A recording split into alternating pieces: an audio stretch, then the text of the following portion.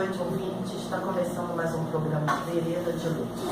No quadro Objetos Rituais da Umbanda, com o Reinaldo, do Saravato Jovem. Boa noite, Reinaldo. Boa noite, Mãe Denise. Boa noite a todos aqueles que estão nos assistindo, que estão nos ouvindo. E hoje a gente vai dar continuidade ao tema preceito que foi da semana passada, né? Então vamos lá, vamos continuar com o tema. Há preceito para acender a vela para anjo de guarda? Sim, existe preceito para acender qualquer vela, né, de qualquer forma, né? O melhor horário para você estar acendendo uma vela para o anjo da guarda seria o horário de 6 horas, que é o horário de maior concentração espiritual para os anjos da guarda, né? Há uma energia espiritual nesse horário. E aí o preceito que você deve seguir para poder estar acendendo a vela seria usar roupas claras, né, acender no horário ideal, né, num lugar tranquilo, com seus pensamentos focados naquilo que você quer. Né. Uma coisa que pedem é você estar acendendo a vela para o anjo da guarda acima da cabeça, né? Mas se você não puder acender acima da cabeça, não significa que você também não vai estar entrando em sintonia com ele. O banho de descarrego antes da gira também faz parte do preceito? Com certeza. Né? Os banhos de descarrego, eles servem para anular e limpar todo o corpo, todas as cargas do corpo, né, energéticas negativas que a gente cria, né, e pega dos lugares que a gente frequenta durante todos os dias da semana, né? E aí, logicamente, né, esse banho ele deve ser preparado por uma pessoa que também esteja de preceito, né, no mesmo preceito que a gente já falou. Carne, sexo, bebida, isso tudo deve ser evitado e pensamento negativo, porque ela também pode estar passando essas energias negativas para o banho. Preparar o banho, né? Isso aí. É importante estar com pensamento positivo ali também. Vamos falar assim sobre o banho, se a gente está falando sobre o banho de erva. Qual a importância no preceito? O banho de erva, né, ele serve para renovar o corpo e a alma. Né? Ele age diretamente no campo energético do médium, né, para que ele esteja mais equilibrado, né, energizado, limpo, descarregado. Né? Mas uma coisa muito importante, você não deve sair tomando qualquer banho de erva. Ele tem que ser orientado pelo sacerdote da casa, porque um banho que serve para o médium não serve para o outro. Com certeza. E qual a necessidade de fazer preceito? Tem a gente faz após algum trabalho ou obrigação? A gente faz antes, mas também tem preceitos que são feitos após, né? Sim, tem preceitos que são feitos após trabalhos e obrigações. Ele é feito justamente para poder criar esse elo de ligação entre o médium e a entidade ou o orixá, né? Na verdade, ali, esse resguardo ele é um ganho de energia positivo e é preciso de tempo para firmar e revitalizar os nossos chakras, para que possa criar um equilíbrio das energias no nosso corpo, para a gente poder desenvolver os trabalhos melhores, né? E também ajuda a estreitar essa energia entre o médium e as entidades. Energeticamente, qual a diferença entre fazer ou não o preceito? Faz toda a diferença. Como eu já estou falando nesse programa e no programa passado, né, manter-se o corpo puro com os preceitos, isso ajuda o campo vibracional da pessoa a se elevar espiritualmente, facilitando tanto o ato da incorporação quanto os trabalhos que a pessoa pode estar realizando, né, para que não tenha nenhuma interferência de negatividade ou espíritos obsessores que possam estar atrapalhando naquela hora, ou a pessoa a quem a gente pode estar ajudando. E para as entidades, faz diferença se a gente fazer ou não o preceito? Em relação a isso, né, eu acredito que para o médium faz sim, né, porque a gente cria um elo com a entidade, né, e isso torna cria uma afinidade maior com ela e faz com que as incorporações sejam mais facilitadas, né, tenham uma maior aproximação.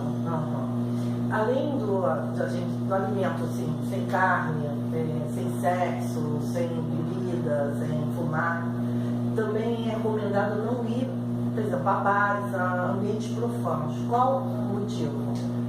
A grande questão é que não é uma proibição, mas o que ocorre mais para o aspecto positivo, porque nesses locais a gente tem muitos espíritos vampirescos que vão estar sugando a energia das pessoas, né? Aquelas pessoas que vão estar ali bebendo, fumando, se divertindo, né? E até mesmo em outros lugares profanos onde a energia vibra mais baixa, né? Essas pessoas que vão estar indo a esse local, esses espíritos obsessores vão estar sendo atraídos por essa energia, e aí quando a pessoa for desenvolver algum trabalho, esse espírito pode estar vindo atrapalhar ela, porque vai estar acompanhando essa pessoa. É verdade, isso é bem... E sobre o preceito e cuidar, você tem que cuidar dos seus pensamentos, manter os sempre elevado, sem muita agitação. Como eu posso manter isso? O que é o ideal para fazer, para manter? Policiar os seus pensamentos e sentimentos para que possamos ter o mais possível de equilíbrio suficiente, né? Então, é uma forma, o pensamento e os sentimentos é uma forma de preceito. Por quê? Com eles limpos, nesse dia, facilita muito mais a transmutação de cargas e energias contidas, né? E o pensamento e os sentimentos, eles são um grande aliado nosso, porque eles possuem uma força assombrosa, né? Geram uma ação e uma reação dentro dos trabalhos que a gente vai realizar, né? Então, manter os pensamentos e sentimentos positivos, os sentimentos livres com amor e fé, caridade, isso tudo ajuda muito, né? Então, nesse dia, a gente deve tomar o nosso banho de descarrego, acender uma vela para o anjo da guarda, né? Pedir aos nossos mentores que livrem o nosso coração e nossos pensamentos de tudo aquilo que possa estar nos perturbando, né? E ter um policiamento perante os pensamentos que a gente vai ter na hora que a gente vai estar ali na gira, na roda, trabalhando, né? A gente não pode ficar com o pensamento no que a gente, na festa que a gente marcou para ir depois da sessão, ou a gente fez o preceito lá de não comer carne e está pensando no churrasco que a gente vai no dia seguinte. Então isso tudo atrapalha e muito. Então não adianta você estar numa roda se você vai estar com esses pensamentos. Você não está com o pensamento ali, você está concentrado ali. Por que tem casa que pede também para abster-se de café quando estão de preceito? A cafeína, ela é um estimulante, né, ao nosso sistema nervoso central, né? Quando a gente ingere a cafeína, né, ela entra pela nossa corrente sanguínea e atinge diretamente ao nosso córtex cerebral, né, exercendo ali seus efeitos. E aí o que acontece? A gente inicialmente começa a sentir um revigoramento e uma diminuição do sono e da fadiga, né? E ao mesmo tempo, essa cafeína, ela vai descarregando, né, um efeito sobre as células nervosas, onde elas vão liberando neurotransmissores e hormônios, né, que um deles são a própria adrenalina, que é justamente o oposto do que a gente quer. Então o médico, quando ele está indo para uma sessão fazer seus trabalhos mediúnicos, ele tem que estar com o corpo relaxado, para poder exercer o trabalho com maior facilidade, não agitado. Mas por que o alimento ajuda nessa purificação do corpo? Então, a purificação do corpo, ela não deve se abster só da questão de limpar os nossos pensamentos e emoções. Ela também tem que ser uma purificação do nosso corpo, né? Porque o nosso corpo limpo e equilibrado responde muito mais fácil às vibrações mais elevadas, né? A partir do momento que ingerimos alimentos mais leves, e com isso ajuda o nosso recebimento de energias mais positivas, as nossas células nervosas que são receptoras, né? São mais receptoras, né? Então a gente deve fazer uma alimentação um ato de louvor, né? Um louvor ao nosso templo corpóreo, né? Através de uma boa alimentação. E dentro dessa alimentação a gente deve incluir alimentos como verdura, frutas, grãos, queijo branco, leite, muita água. Isso tudo ajuda ao médium, né, por ser uma comida mais leve, né, e manter ele de pé, né, porque não adianta ficar consigo fazer.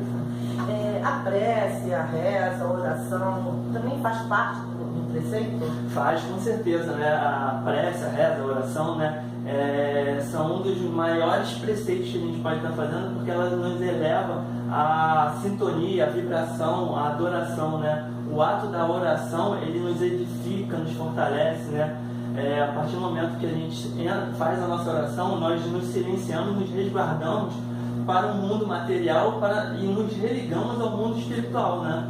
E com isso nós entramos em sintonia com o universo, onde entramos numa vibração semelhante à frequência de uma vibração de frequência semelhante aos seres plenos de amor, né? Isso nos traz um bem físico, um bem emocional, ajuda muito quando a gente faz esse tipo de oração ou prece, seja para uma entidade, seja para um orixá. Uma oração tem o seu poder. É verdade. Então hoje a gente vai ficar por aqui. Então a gente não volta semana que vem, porque é quarta-feira de vida, a gente não vamos estar aqui, né? Isso aí, vai estar todo mundo seguindo seus rituais. Só agora na outra semana. Na outra, né? A outra já é carnaval. Então, um bom carnaval para todo mundo. Um ótimo carnaval para todos. Brinca aí, mas com cuidado, né? Se resguardando. Isso aí. Tenha uma excelente semana. E a gente volta depois do carnaval, tirar as férias também. E boa noite, obrigada, Reinaldo, mais uma vez. E fica aí que tem outros quadros, né? Do Pai Getúlio, do Rogério. Então, boa noite, ouvinte. Até a próxima. Boa noite, amigo ouvinte. Estamos no ar para mais uma edição do programa Vereda de Luz. Eu sou Getúlio de Xangô, dirigente do Lar Umbandista de Xangô, o Lux, e estou aqui para aquele nosso bate-papo de toda quarta-feira, sempre falando de Umbanda. E o nosso tema de hoje é um tema sui generis. Perfeição não é desse mundo. Por que eu decidi falar sobre isso? Vem acontecendo coisas, né, dentro das religiões de matriz africana, em conversas com alguns irmãos, pai de santo, mãe de santo, e isso tem me feito com que eu tenha refletido muito a respeito disso. Então eu resolvi falar dessa questão da perfeição, que a perfeição não é desse mundo. A gente não vai encontrar nenhum médico perfeito, nenhum advogado perfeito, né? Nenhum padre perfeito, nenhum pastor perfeito, nenhum pai de santo perfeito, nenhuma mãe de santo perfeito, mas também não vamos encontrar nenhum médium perfeito. E, consequentemente, não vamos encontrar nenhuma casa de santo, seja ela de Umbanda, de Candomblé, perfeita. Por que disso? Porque nós somos feitos imperfeitos. E exatamente o motivo da existência é a busca da perfeição, né? É a minimização das nossas limitações, das nossas imperfeições, dos nossos defeitos, dos nossos vícios humanos. E por isso estamos nesse processo reencarnatório, né? Reencarnando, desencarnando, voltando a reencarnar, desencarnando de novo. E por que isso? Tem sido muito comum, irmãos, né, de axé, tocar e abordar esse assunto, de estarmos indo uns para a casa dos outros e sair falando mal, sair criticando o que a gente vê na casa que a gente vai. E na maioria das vezes a gente vai em casa que a gente é convidado, né? Porque o diretor daquela casa, o pai de santo, a mãe de santo, por amizade, por respeito, por consideração, nos convida, e a gente vai e depois sai criticando a forma de ser, a forma de fazer. Nós já somos uma religião muito fragmentada, né? Nós não temos um órgão regulador, um órgão central, nós não temos um livro mestre para conduzir todos os procedimentos, tanto de doutrina quanto de fundamento, rito. Então, é muito comum, tem até uma frase que eu ouço muito, cada um mexe a sua panela do jeito que sabe. E é verdade, porque vou falar pela Umbanda, que eu sou umbandista. Normalmente, toda casa de Umbanda tem aquela entidade que é chefe do terreiro. É um preto velho, é um caboclo, é um boiadeiro, seja lá de qual linha for. E aquela casa funciona segundo as verdades, né, daquela entidade. Tudo funciona segundo os valores que são construídos em cima dessas verdades. E o fato de ser diferente da maneira que eu faço não torna obrigatoriamente aquilo errado.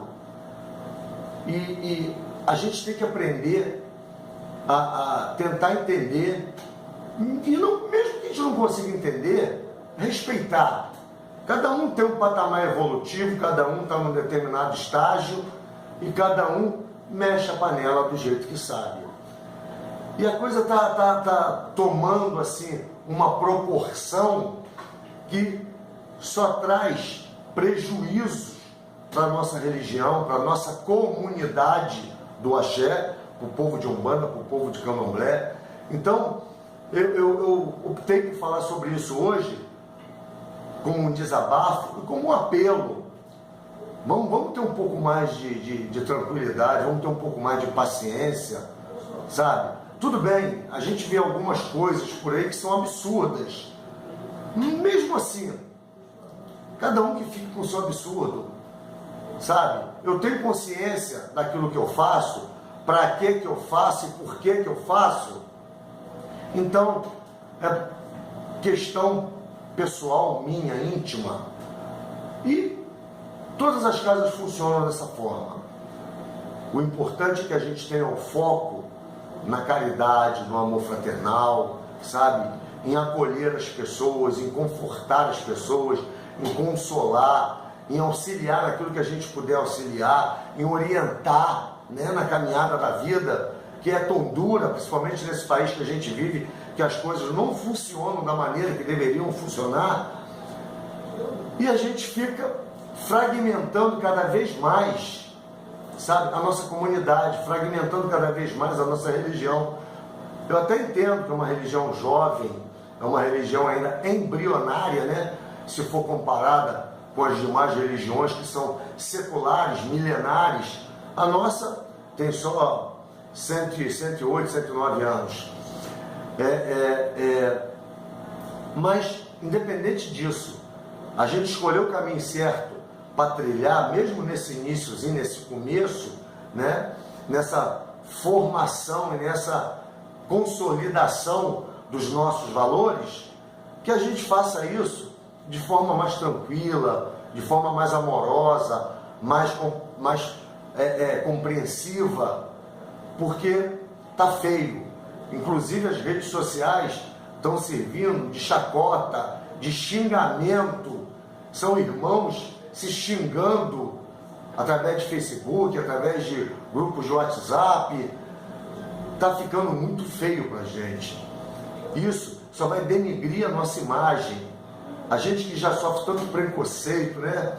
Tanta indiferença, até de setores governamentais, da nossa sociedade, a gente tem que adotar uma postura que a gente se dê o respeito, para merecer esse respeito. E vamos começar respeitando uns aos outros. Vamos começar a cultuar o respeito entre nós mesmos, com um pouco mais de tolerância, de paciência, porque a coisa está ficando muito feia. Muito feia. Eu tenho visto coisas no Facebook que eu tenho ficado triste, muito triste.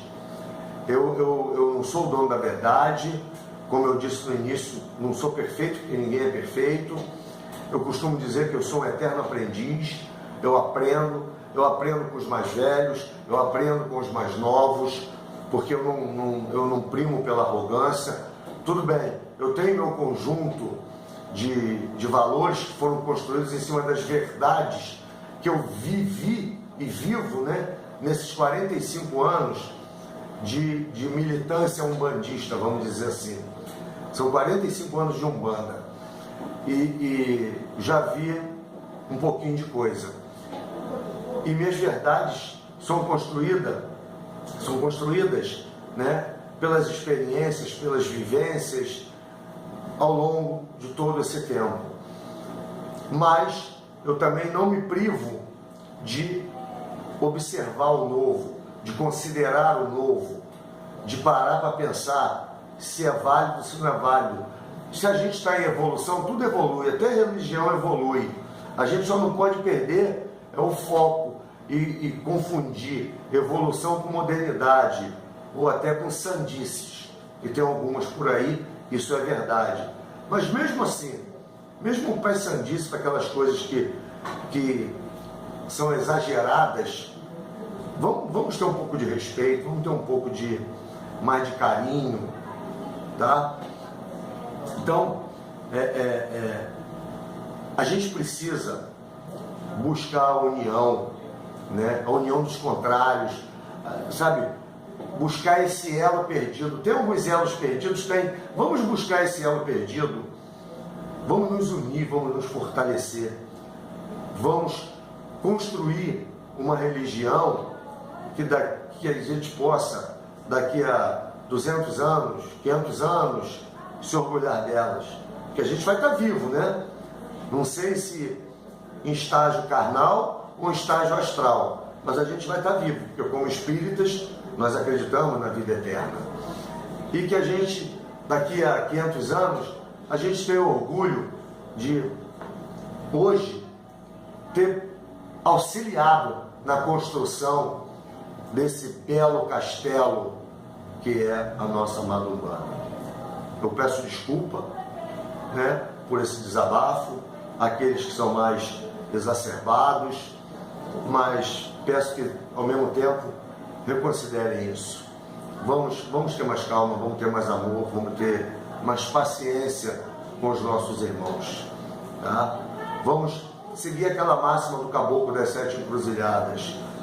Com os espíritos mais evoluídos a gente aprende, aos menos evoluídos a gente ensina, né?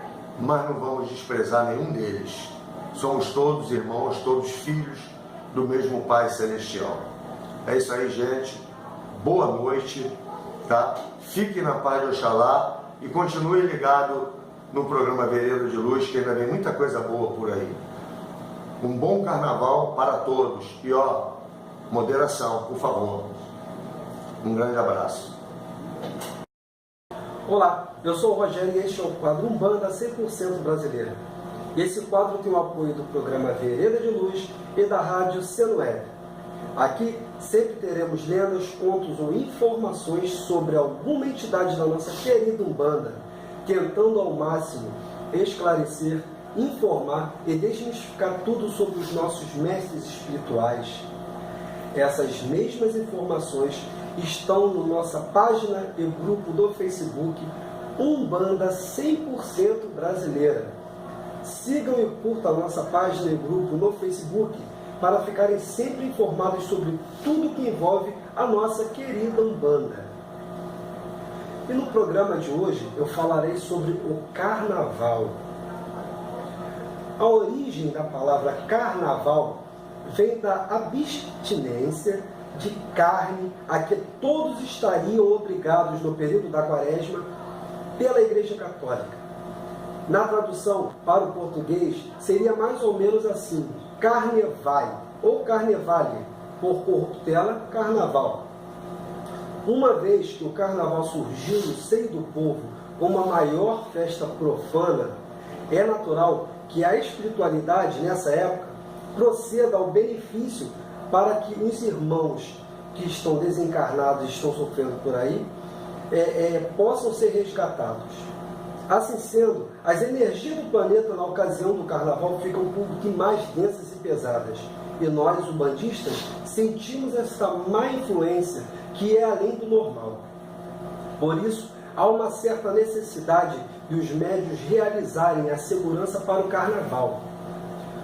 No passado, por falta de conhecimento, os terreiros passavam aos médios a informação de que no período do carnaval eles deveriam fazer a sua segurança porque os orixás, nessa época do ano, voltavam para a África para reporem suas energias e nós estaríamos desprotegidos. A segurança sempre foi feita com agrados a Exu. A informação passada era totalmente equivocada. Na realidade, os orixás são forças da natureza. Não poderíamos viver sem eles. Imagina se alguém conseguiria viver sem a água, o fogo, a terra e o ar. Jamais.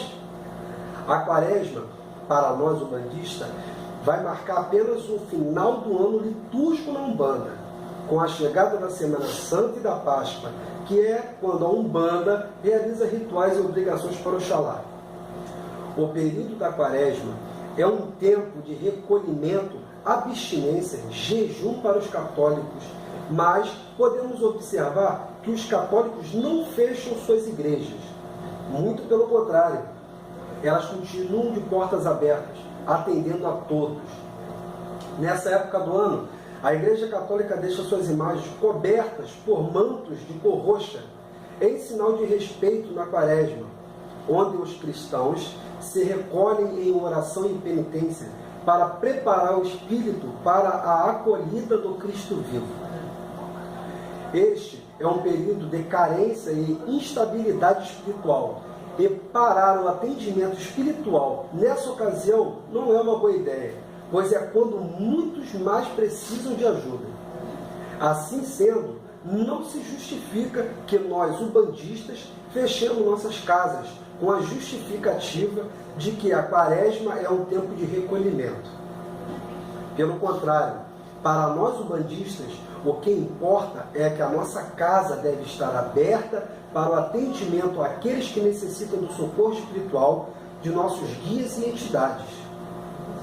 Pelo fato de ter ser convencionado que a Quaresma é um período onde as entidades superiores não trabalham, acaba sendo criado um ambiente propício à instalação de energias deletérias e nocivas, próprias de espíritos atrasados espiritualmente.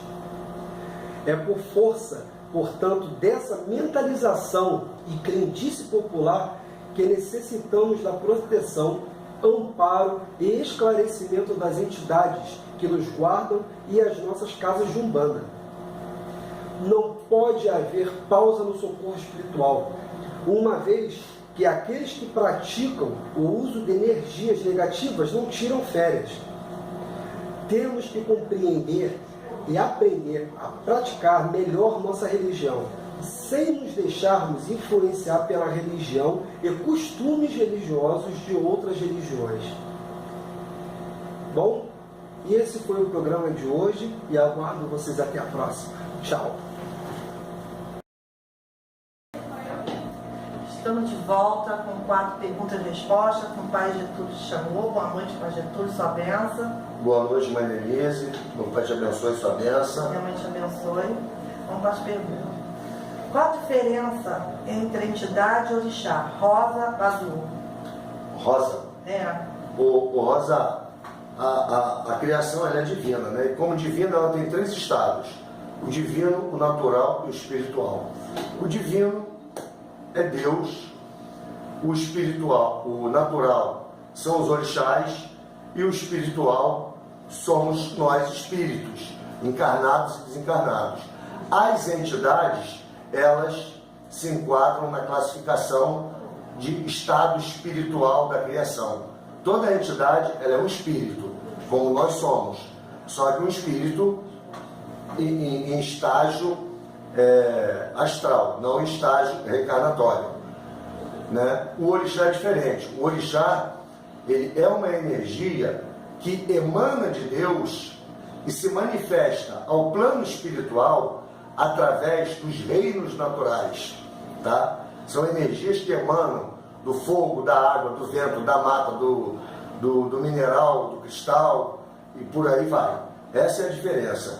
O orixá ele não é espírito, nunca foi, tá? Pelo menos dentro da leitura umbandista de orixá, né? Dentro do culto da Umbanda. Quando eu falo Umbanda, eu estou falando de uma Umbanda que não é uma Umbanda africanizada, ou uma Umbanda misturada com o culto de Candomblé. Uma Umbanda mais voltada à origem trazida pelo Zélio Fernandino de Moraes. Porque nem todos os terreiros trabalham com a linha de ciganos. Viviane de Itaipu. Isso é como acontece no culto aos orixás. Nós temos no culto aos orixás diversas nações, né? Você tem Angola, Queto, Jeje, Nagô e por aí vai. Você vai ver que lá também tem algumas diferenças de orixás. E dentro da Umbanda não é diferente. Hoje no Brasil, a gente tem oficialmente reconhecidas 10 escolas umbandistas, né? E existe em cada uma delas uma codificação que traz um determinado panteão de divindades. Algumas trabalham com 9 orixás, outras com 14, outras só com 7. E nas linhas de trabalho, que são as linhas espirituais, não é diferente. Tem terreiros que trabalham com determinadas linhas, outros trabalham com outras determinadas linhas, e alguns trabalham com todas elas. Eu, por exemplo, na minha casa, eu não tenho o hábito de trabalhar com a linha de cigano, mas eu já trabalho com linha de Oriente, e dentro da linha de Oriente acostam ciganos que estavam voltados atuam, né, no campo da cura, e eles se apresentam lá, mas eu não toco para a linha de cigano, eu não cultuo a linha de cigano dessa forma. Tem lá dentro da linha de Exu, tem as pombagiras ciganas, que não são as pombagiras, que não são as ciganas de encantaria, mas é a opção de cada casa, vai dar orientação espiritual do chefe da casa. Por que fazer preceito na Umbanda? Diego de Andrade Neves. Por quê? Quando a gente vai fazer qualquer coisa que envolva a espiritualidade e, consequentemente, a nossa mediunidade, a gente é mero instrumento, mera ferramenta para as entidades, para a espiritualidade, para os nossos orixás. Então, é fundamental que a gente, como ferramenta, esteja bem preparada para ser usada. Assim como o marceneiro, ele precisa ter um serrote bem travado, ele precisa ter uma plana bem amoladinha. Então é uma forma da gente se preparar, da gente se purificar física e espiritualmente, para que o nosso corpo astral esteja num padrão vibratório, sabe? Assim, num patamar bem elevado, porque nós estamos muito distantes das nossas entidades em termos de evolução. Isso é uma forma da gente se preparar tanto para as entidades quanto para os orixás, quando a obrigação que a gente vai fazer envolve as energias dos orixás. Qual a diferença entre Quiumba e Exu? Paula Barreto. Olha só, eu adoro isso. Adoro Paulo. Eu adoro falar de Exu. Exu, ele é uma entidade de trabalho dentro da Umbanda.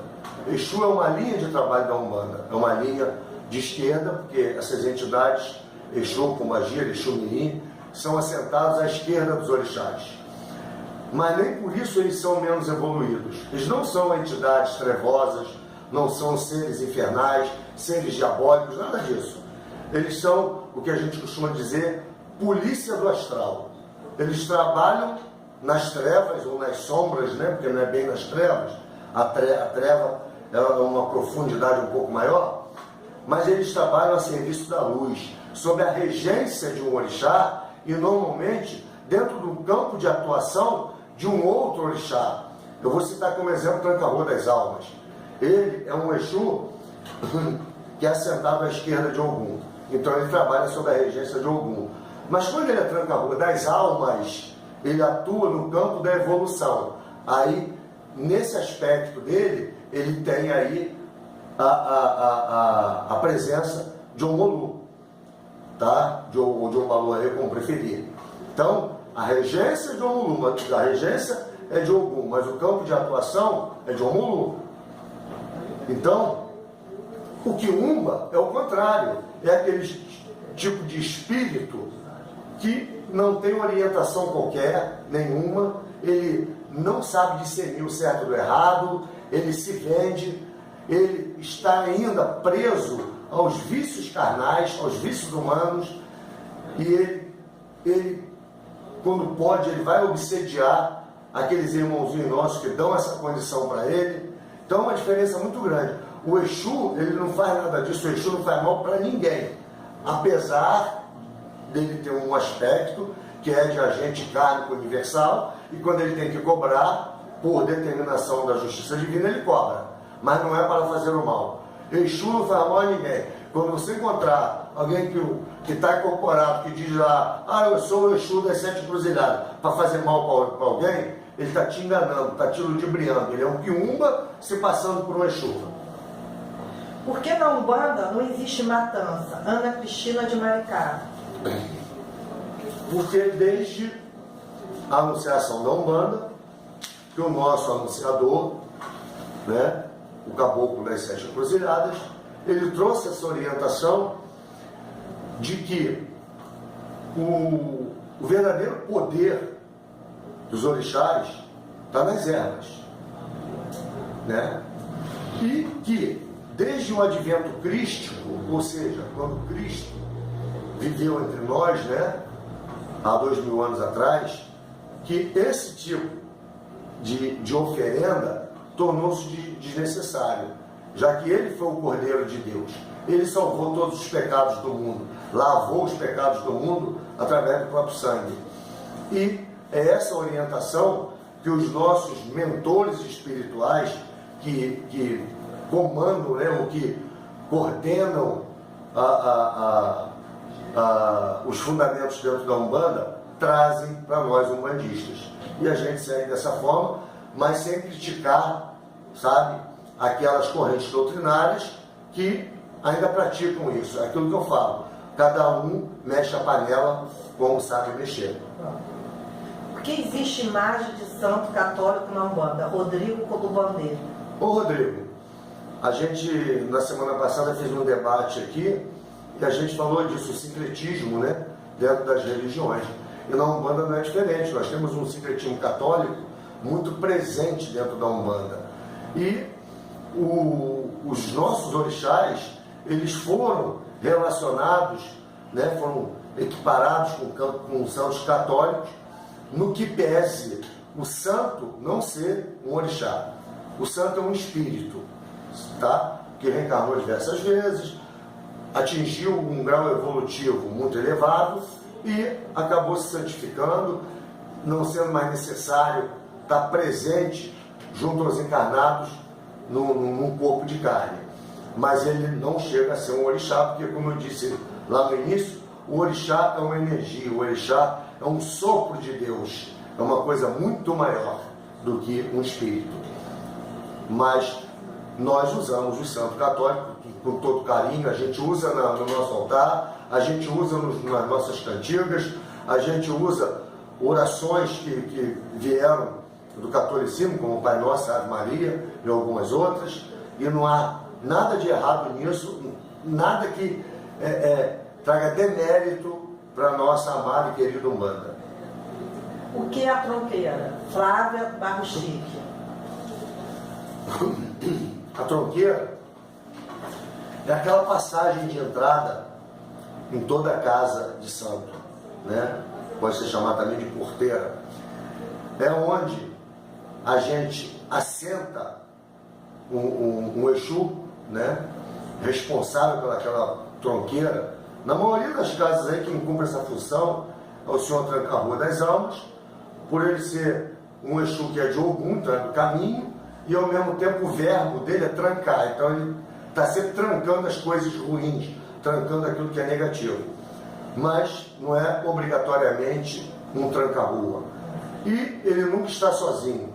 Dentro de toda a casa tem aqueles Exus que correm e giram na casa, e eles trabalham ali de forma muito harmoniosa, se respeitando e se auxiliando uns aos outros. E essa porteira é o que a gente chama de firmeza primeira de um terreiro, é a firmeza externa.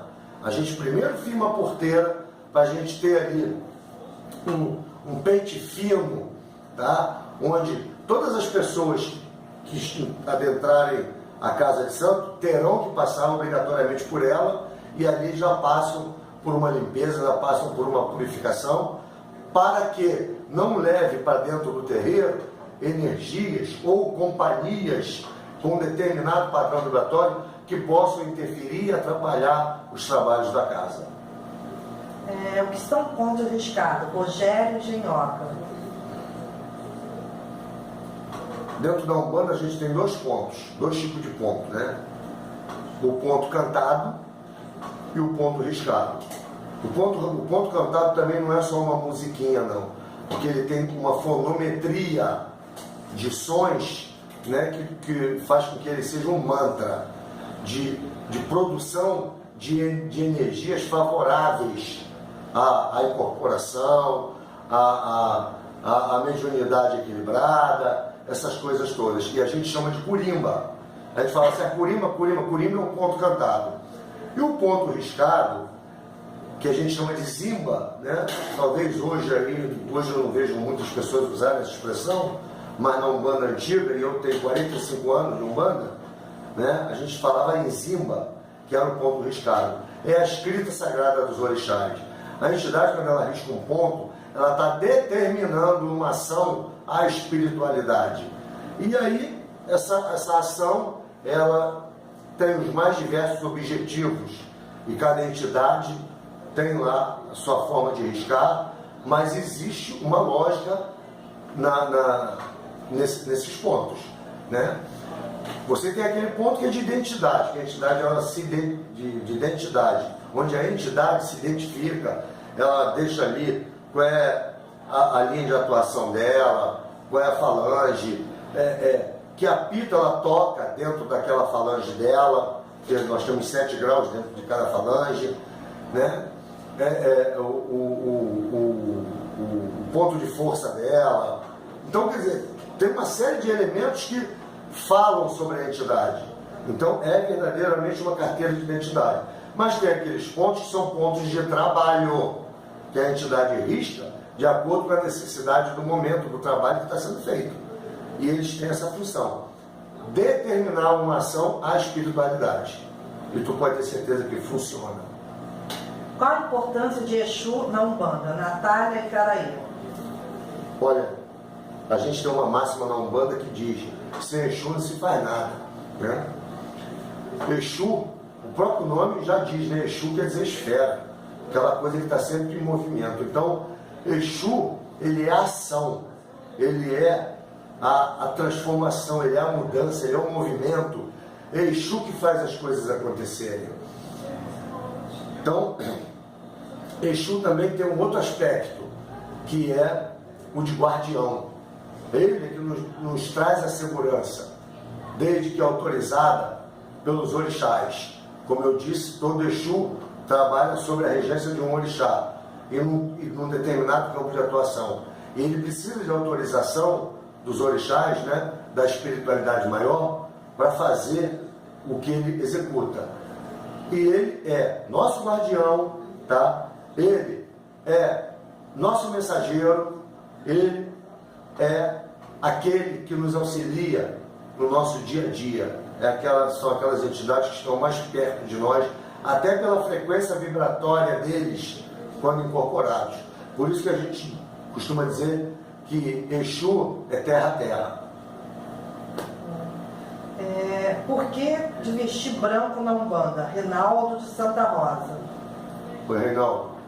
O branco, né, ele é bem representativo, porque ele tem dois aspectos. O primeiro é ritualístico, né? Ou seja, não interfere em nada no resultado dos trabalhos, mas é para deixar bem claro para todos nós que somos todos iguais.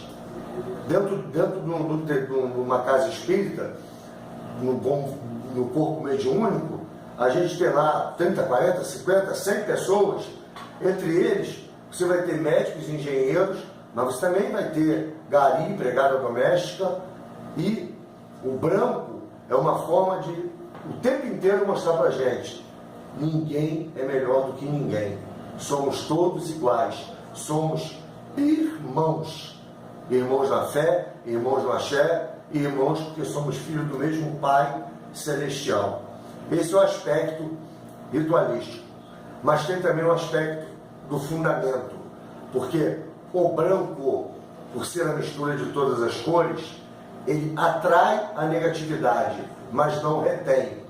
Então, quando um médium está atendendo um consulente, ele, através da entidade dele, ou às vezes até sem a entidade mesmo, né, ele precisa retirar a negatividade do consulente. E o branco auxilia nesse trabalho da retirada da negatividade.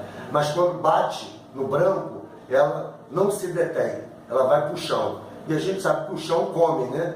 Como a gente diz vulgarmente. Porque a terra é um elemento de transmutação energética. Então toda energia negativa que vai para o chão, a terra transmuta e devolve positivada para o universo. Esse é o aspecto fundamental do branco, porque aí ele interfere no resultado do trabalho. Acabou as perguntas. Continue mandando suas perguntas por e-mail vereraddeluz@gmail.com ou para o nosso Face Vereda de Luz. E semana que vem a gente está de volta, né, Padre? Vai ter? Semana Quarta-feira que de vem? cinza? Ah, é. Não? Semana que vem? Na outra. Vocês vão estar descansando da folia, a gente vai deixar vocês quietinhos. Mas na outra, Na outra nós somos... a gente vai estar aqui, com a graça de Papai do Céu, firme e forte, para falar um pouquinho mais de Umbanda. E a gente tem esse encontro marcado com vocês. Então vamos ficar aqui aguardando vocês. Boa noite, Pai Getúlio. Boa noite, Mãe Denise. Boa noite, amigo ouvinte, irmão de fé. Fiquem na paz de nosso Pai Oxalá. Axé.